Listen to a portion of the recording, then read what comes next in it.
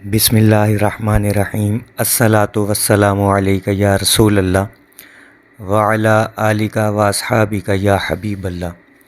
لاکھوں کروڑوں درود محمد اور آل محمد پر کہ جن کے صدقے اور وسیلے سے اللہ پاک نے ہم پر اپنی بے پناہ عنایات جاری رکھی ہوئی ہیں۔ معزز سامعین کرام، السلام علیکم۔ اب تک آپ احباب درود شریف کی برکات، فضائل، کرامات، مشاہدات اور تجربات سنتے آئے ہیں۔ آج کچھ واقعات ایسے آپ کے سامنے رکھوں گا کہ جن میں درود نہ پڑھنے والوں کا انجام ہوگا، تارکین درود و سلام کا ذکر ہوگا۔ سعادت الدارین درود شریف کی ایک بڑی مشہور و معروف کتاب ہے۔ اس میں لکھا ہے کہ ایک شخص جب بھی نبی کریم صلی اللہ علیہ وآلہ وسلم کا ذکر مبارک سنتا تھا تو وہ درود شریف پڑھنے میں بخل سے کام لیتا تھا، جس کی نحوست یہ ظاہر ہوئی کہ آخر وقت میں اس کی زبان گونگی ہو گئی اور وہ آنکھوں سے اندھا ہو گیا۔ پھر وہ حمام کی نالی میں گر گیا اور پیاسا مر گیا۔ اسی طرح القول البدی درود شریف کی بڑی مشہور کتاب ہے۔ لکھا ہے کہ حسن بن موسیٰ رحمۃ اللہ علیہ ابن عینیہ کے نام سے مشہور ہیں۔ آپ فرماتے ہیں کہ جب میں حدیث شریف نقل کرتا تھا تو جلدی جلدی کے خیال سے سرکار دو عالم صلی اللہ علیہ وآلہ وسلم کے نام مبارک پر درود شریف لکھنا اور پڑھنا چھوڑ دیتا تھا۔ چنانچہ ایک شب خواب میں حضور نبی کریم صلی اللہ علیہ وآلہ وسلم کی زیارت سے سرفراز ہوا تو آپ صلی اللہ علیہ وآلہ وسلم نے ناراضگی سے فرمایا کہ جب تو حدیث شریف نقل کرتا ہے تو مجھ پر درود شریف کیوں نہیں پڑھتا، جیسا کہ ابو عمر رحمۃ اللہ علیہ لکھتے وہ پڑھتے ہیں۔ کہنے لگے یہ سن کر میری آنکھ کھل گئی، بڑی گھبراہٹ طاری تھی۔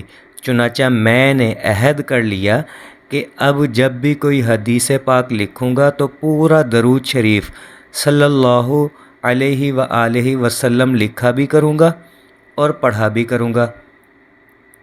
اسی طرح جذب القلوب میں لکھا ہے کہ ایک شخص جب حدیث شریف لکھا کرتا تھا تو کاغذ کی بچت کے پیش نظر حضور نبی کریم صلی اللہ علیہ وآلہ وسلم کے نام مبارک کے ساتھ درود شریف نہیں لکھتا تھا بلکہ بریکٹ میں سواد لکھا کرتا تھا، جس کی نحوست یہ ظاہر ہوئی کہ اس کے سیدھے ہاتھ کو آکلہ کی بیماری لگ گئی، یعنی اس کا داہنا ہاتھ گل گیا اور پھر وہ اسی بیماری میں مر گیا۔ تو میرے عزیزو، جہاں درود شریف پڑھنے کی برکات و کرامات ہیں، تجربات و مشاہدات ہیں، روحانی خواب ہیں، وہیں درود نہ پڑھنے پر بھی سخت سزائیں ہیں، چاہے وہ دنیا میں ہو چاہے وہ آخرت میں ہو۔ اب ہاتھ کا گل جانا یعنی آکلہ کی بیماری لگ جانا، یہ دنیا میں سزا نہیں ہے تو اور کیا ہے؟ آنکھوں سے اندھا ہو جانا، حمام کی نالی میں گر کر پیاسے مر جانا، یہ دنیا میں سزا نہیں ہے تو اور کیا ہے؟ اور اگر دنیا میں سزا نہیں ہوگی تو پھر آخرت میں شفاعت رسول صلی اللہ علیہ وآلہ وسلم سے محروم ہو جائے گا۔ حدیث پاک کا مفہوم ہے جو مجھ پر درود پڑھنا بھول گیا وہ جنت کا راستہ بھول گیا۔ اب قیامت والے دن جنت کا راستہ ہی نہ ملے، آپ کو حکم ہو جائے کہ جنت میں چلے جاؤ، جنت میں جا رہے ہیں لیکن رستہ بھول رہے ہیں ہر بار، یہ سزا نہیں ہے تو پھر اور کیا ہے؟ تو کوشش کریں جب بھی ذکر رسول صلی اللہ علیہ وآلہ وسلم سنیں یا لکھیں تو ساتھ درود شریف لازمی لکھا کرے، بے شک ایک مرتبہ کیوں نہ لکھے، کیونکہ اگر کسی محفل میں بار بار حضور نبی کریم صلی اللہ علیہ وآلہ وسلم کا نام مبارک لیا جائے گا تو ایک مرتبہ درود پڑھنا واجب ہے، اس کے بعد اگر بار بار پڑھے تو مستحب ہے، لیکن ایک مرتبہ پڑھنا واجب ہے، اور پوری زندگی میں ایک مرتبہ درود پڑھنا فرض ہے۔ تو کوشش کریں کبھی بھی درود شریف کا ناغہ نہ ہو۔ اس کے علاوہ سوال تھا کہ درود شریف پڑھتے ہوئے خاص کر رات کو جب درود شریف پڑھنے بیٹھتے ہیں تو بہت جمائیاں آتی ہیں یا نیند کا غلبہ بہت زیادہ ہو جاتا ہے، اتنا کہ درود شریف کی تسبیح یا وظیفہ مکمل کرنا مشکل ہو جاتا ہے۔ ایسا کیوں ہوتا ہے اور اس کا حل کیا ہے؟ درود شریف پڑھتے یا کوئی بھی عبادت ذکر اذکار کرتے نیند کیوں آتی ہے؟ اس بارے میں اہل علم حضرات دو رائے رکھتے ہیں، یعنی دو طبقے ہیں اہل علم حضرات کے۔ پہلا طبقہ جو ہے اس کی رائے یہ ہے کہ جب انسان کوئی بھی ورد وظیفہ یا درود شریف پڑھنے بیٹھتا ہے تو شیطان کو یہ بات بہت ناگوار گزرتی ہے کہ اب کہیں یہ اپنے رب سے اپنا تعلق مضبوط نہ کر بیٹھے، لہٰذا وہ انسان کے اعصاب پر حاوی ہو کر اس کو تھکاوٹ میں مبتلا کر دیتا ہے، اور یہ اس کے لیے کچھ ناممکن نہیں ہے، کیونکہ شیطان انسان کی رگوں میں خون بن کر دوڑنے کی صلاحیت رکھتا ہے، بالکل اسی طرح جس طرح سے جنات انسانی روح میں حلول کر لیتے ہیں۔ چنانچہ شیطان انسان کو تھکاوٹ میں مبتلا کر دیتا ہے، بلکہ اس کے دل میں بھی وسوسہ ڈالتا ہے کہ اب سو جاؤ، کل کو پڑھ لینا وظیفہ، ابھی چھوڑ دو پڑھنا۔ حالانکہ ورد وظیفے سے ہٹ کر دیکھا جائے تو اگر ہم موبائل پر فیس بک، واٹس ایپ یا دیگر سوشل اکاؤنٹ استعمال کریں تب تو ہمیں نیند نہیں آتی۔ نہ صرف نیند نہیں آتی بلکہ وقت گزرنے تک کا نہیں پتہ چلتا۔ آپ میں سے بہت سے احباب ایسے بھی ہوں گے جو رات کو 2-2 3-3 بجے تک موبائل استعمال کرتے ہیں اور جاگتے رہتے ہیں، اور یہی لوگ جب 12-1 بجے درود شریف پڑھنے بیٹھ جائیں موبائل رکھ کر تو مشکل سے ایک تسبیح پڑھیں گے کہ نیند آنے لگ جائے گی، جمائیاں آنے لگ جائیں گی، آنکھوں کی بتی گل ہونے لگ جائے گی اور دن بھر کی تھکاوٹ یاد آنے لگتی ہے، اور پھر بستر پر لیٹ کر سونے کو دل شدت اختیار کر لیتا ہے۔ کیوں؟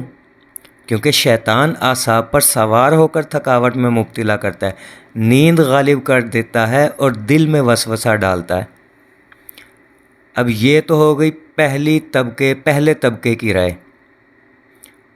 اب اہل علم حضرات کا دوسرا طبقہ یہ رائے دیتا ہے کہ ورد وظائف یا ذکر اذکار بشمول درود شریف پڑھنا در حقیقت پھولوں کی سیج کے مترادف ہے، اور پھولوں کے نرم ملائم بستر پر نیند کا آنا ایک غیر معمولی بات ہے، بالکل اسی طرح کہ جس طرح ایک نئی نویلی دلہن شب زفاف میں پھولوں کی سیج پر پرسکون نیند سوتی ہے۔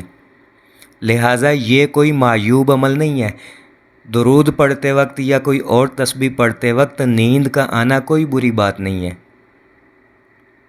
اب میرے مطابق اہل علم حضرات کا پہلا طبقہ اپنی رائے میں زیادہ قوی ہے، کیونکہ شیطان ہرگز برداشت نہیں کرتا کہ انسان درود شریف پڑھے، یہاں تک کہ ایک انسان اگر سو بھی رہا ہو تب بھی شیطان چیختا ہے کہ کب یہ اٹھے گا اور میں اسے گناہ میں مبتلا کرنے کی کوشش کروں گا۔ لہٰذا درود شریف کے ورد کے دوران نیند آنا، تھکاوٹ محسوس ہونا، جمائیاں آنا، اونگ آنا، یہ سب شیطان کے وسوسے میں سے ہے۔ اب جب کہ ہمارے سامنے دونوں رائے موجود ہیں تو سوال یہ پیدا ہوتا ہے کہ اس کا حل کیا ہے؟ یہاں میں یہ بھی عرض کرتا چلوں کہ چونکہ آج کل دن بڑے ہیں اور راتیں چھوٹی ہیں تو دن میں دوپہر کے وقت بھی نیند آتی ہے، اور اگر دوپہر میں کچھ گھنٹے نیند نہ پوری کی جائے تو رات میں جلدی نیند آ جاتی ہے۔ لہٰذا کوشش کریں کہ دوپہر 2 بجے سے لے کر شام 4-4:30 بجے تک نیند پوری کر لیا کریں، کیونکہ قیلولہ کرنا یعنی دوپہر میں کچھ دیر یا کچھ گھنٹے کی نیند لینا سنت بھی ہے، اور یہ عمل رات کو اللہ کی عبادت کرنے کے لیے مددگار بھی ثابت ہوتا ہے۔ قیلولہ کرنا سنت ہے، تاہم اگر دوپہر میں سونا ممکن نہ ہو، کیونکہ ظاہر ہے کاروباری حضرات یا جاب ہولڈر حضرات تو قیلولہ جیسی سنت ادا نہیں کر سکتے، لہٰذا چاہیے کہ عشاء کی نماز کے فوراً بعد یعنی نماز پڑھنے کے فوراً بعد اپنا درود شریف مکمل کر لیا کرے۔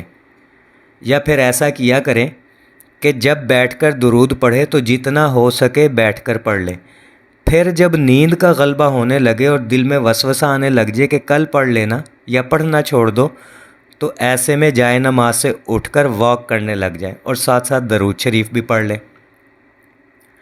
اب ضروری نہیں ہے کہ واک کے لیے گھر سے باہر یا گھر کے صحن یا چھت پر جائیں، بلکہ جس کمرے میں آپ درود پڑھ رہے ہوں اسی کمرے میں ٹہلتے ہوئے درود پڑھ لیں۔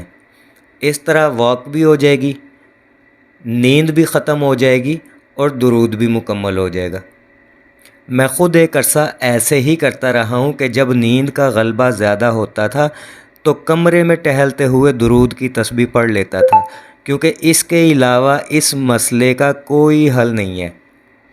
امید ہے آپ کو ساری بات سمجھ آ گئی ہوگی۔ دعا گو ہوں کہ اللہ پاک ہم سب کو کثرت سے درود شریف پڑھنے، پڑھوانے، لکھنے، لکھوانے اور اس کی اشاعت و تبلیغ کرنے والا بنائے۔ صلی اللہ علی محمد، صلی اللہ علی محمد، صلی اللہ علی محمد۔ السلام علیکم۔